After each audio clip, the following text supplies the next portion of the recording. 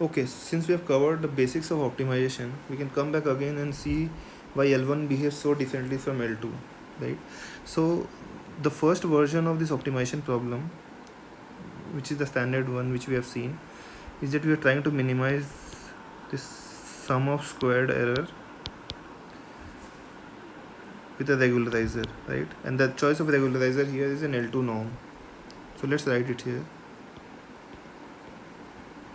Is less than equal to epsilon. In fact, we can do it epsilon square, right? So yeah, so let's say we are doing this constraint optimization problem, and because of Lagrangian concept, we know that these two versions are equivalent in some ways, right?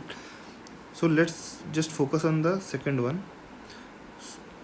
So let's say we are optimizing this loss function L, and which is a function of theta, and that loss function could look something like this, right?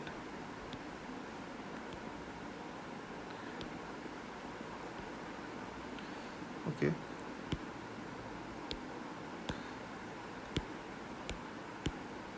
and you have a constraint where you say that L2 norm is less than equal to epsilon square, which is basically circles in 2 dimensions, right? You have multiple this kind of circles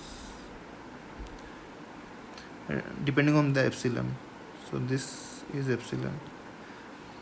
Now the solution to, let's say this was the epsilon, right? Now we know that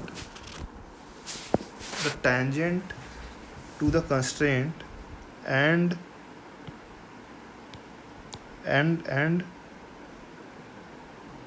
right, we have something like this here, and we know that the tangent to both the constraint and the actual function we are trying to minimize is shared here, right?